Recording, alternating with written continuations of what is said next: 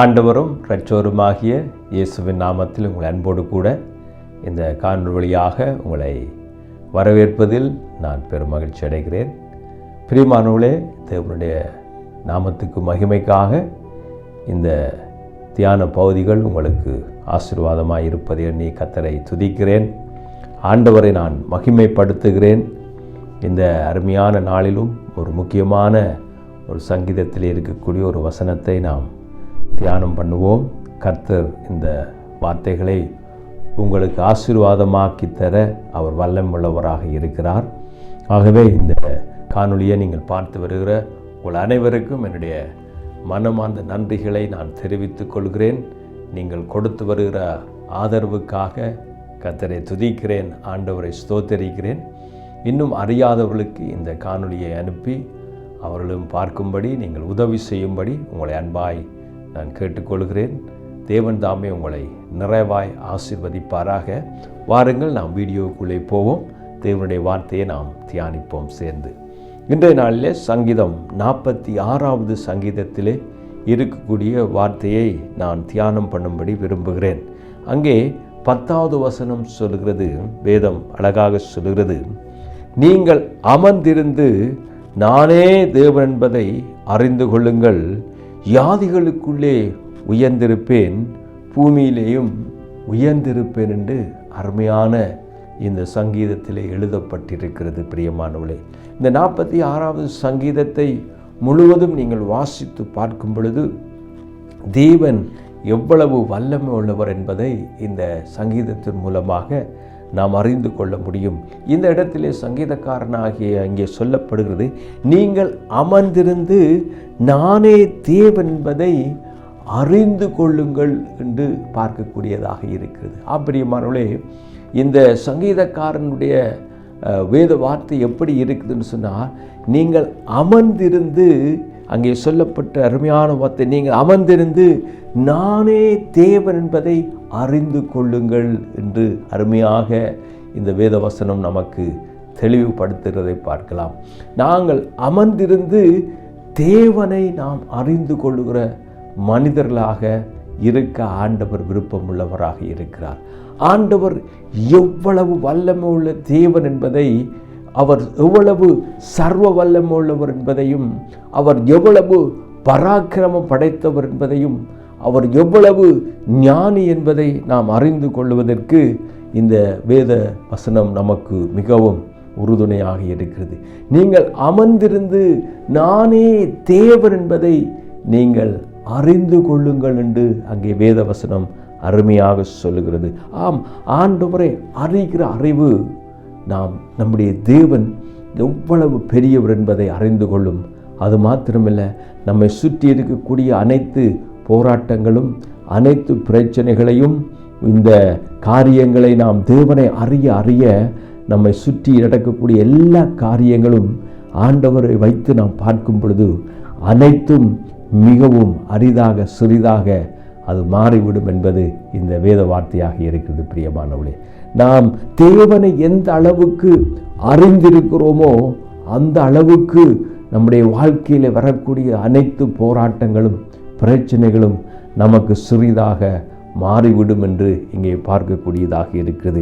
என்னுடைய வேதம் எப்படி சொல்லுகிற அறிந்து கொள்ளுங்கள், அங்கே சொல்லப்படி யாதிகளுக்குள் உயர்ந்திருப்பேன், பூமியிலும் நான் உயர்ந்திருப்பேன் என்று ஆண்டவருடைய வார்த்தை சொல்லுது. அவர் பூமியிலே உயர்ந்திருக்கிற ஒரு ஆண்டவராக இருக்கிறார்.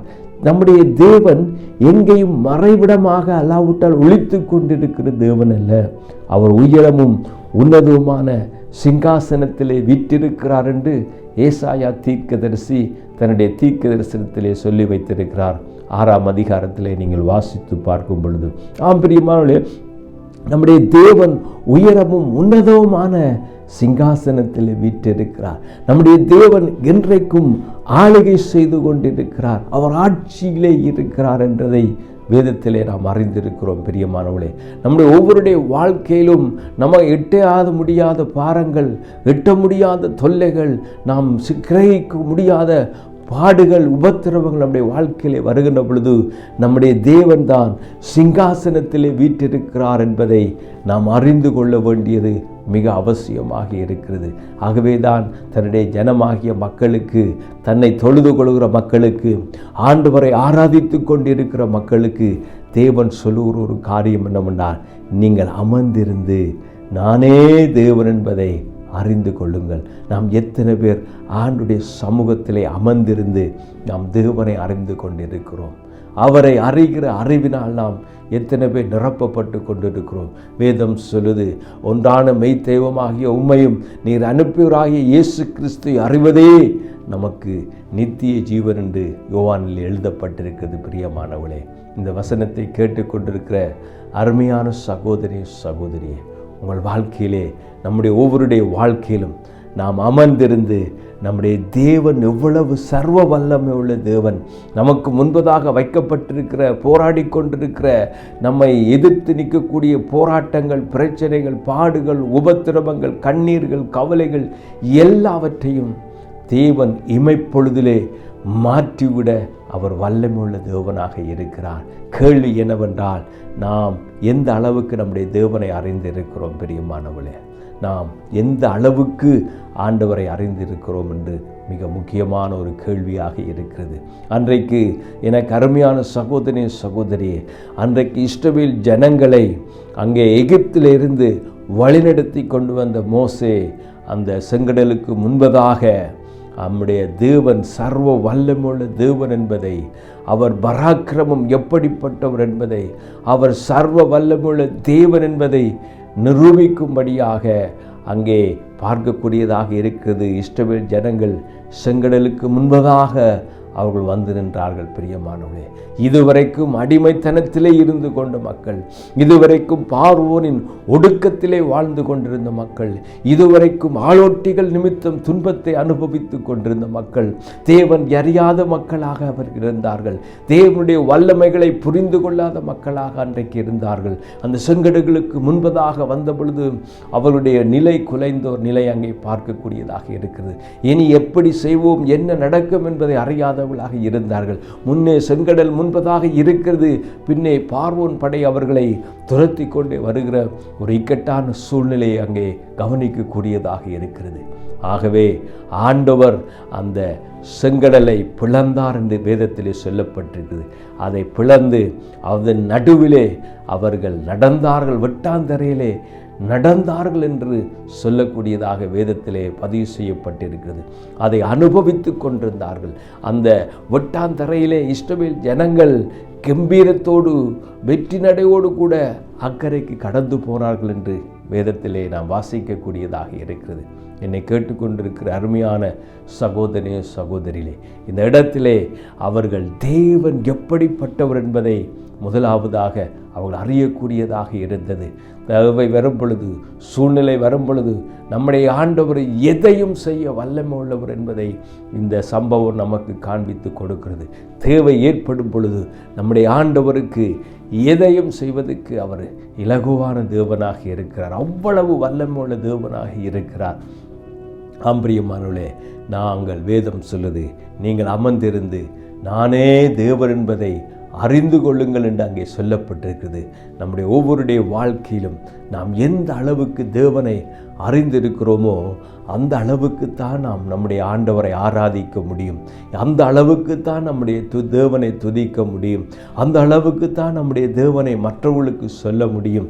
அந்த அளவுக்குத்தான் நம்முடைய தேவனை நாம் போற்ற முடியும். பிரியமானவர்களே, வேதம் சொல்லுது, நீங்கள் அமர்ந்திருந்து நானே தேவன் என்பதை அறிந்து கொள்ளுங்கள் என்று சொன்ன ஆண்டவர், யாதிகளுக்குள்ளே உயர்ந்திருப்பேன், பூமியிலும் உயர்ந்திருப்பேன் என்று சொன்ன அந்த உன்னதமான தேவனுடைய தேவனுக்கு நேராக நம்முடைய வாழ்வை ஆண்டவருக்கு கொடுக்கும் பொழுது நம்மை ஆண்டவரை அறிகிற அறிவிலே தேவன் நம்மை வளர்க்க வல்லமுள்ளவராக இருக்கிறார்.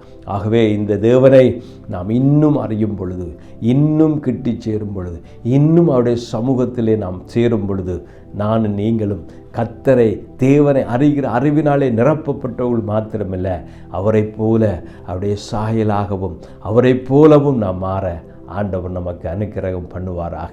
இந்த செய்தியோடு கூட, இந்த வார்த்தையோடு கூட ஒரு நிமிடம் நாம் ஜெபம் பண்ணுவோம். நம்முடைய வாழ்வை ஆண்டவருக்கு ஒப்பு கொடுத்து நாம் ஜெபத்தோடு நிறைவு செய்வோம். பிரியமானவளே, அன்புள்ள பிதாவே, உம்மை நன்றியோடு நாங்கள் ஸ்தோத்தரிக்கிறோம். அப்பா, நீங்கள் அமர்ந்திருந்து நானே தேவன் என்பதை அறிந்து கொள்ளுங்கள் என்று சொன்னீரே கர்த்தாவே. உம்மை அறிந்து கொள்ள, உம்மை கிட்டிச் சேர எங்களுக்கு அனுக்கிரகம் பண்ணுங்க, எங்களுக்கு உதவி செய்யுங்க. இந்த வேத வார்த்தையை கேட்டுக்கொண்டிருக்கிற ஒவ்வொருடைய குடும்பத்திலும் நீர் அதிசயம் செய்யும்படிக்கு செபிக்கிறேன், அற்புதம் செய்யும்படிக்கு செபிக்கிறேன். குறிப்பாக உம்மை அறிகிற அறிவினாலே அவங்களை நிரப்பும்படிக்கு ஆண்டவரே நான் செபிக்கிறேன் கர்த்தாவே. இந்த வேளையை ஆசீர்வதிங்க ஆண்டவரே. இதை கேட்கிற ஒவ்வொருடைய வாழ்க்கையிலும் கர்த்தரை அறிய வேண்டும் என்ற விருப்பமும் தாகமும் உண்டாகட்டும் என்று ஜெபிக்கிறேன். நீர் அப்படி செய்கிறதுக்காக உமக்கு நன்றி. இயேசுவின் நாமத்தில் ஜெபிக்கிறேன் எங்கள் நல்ல பிதாவே. ஆமேன், ஆமேன். கர்த்தர் தாமே உங்களை ஆசீர்வதிப்பார். God bless you. ஆமேன்.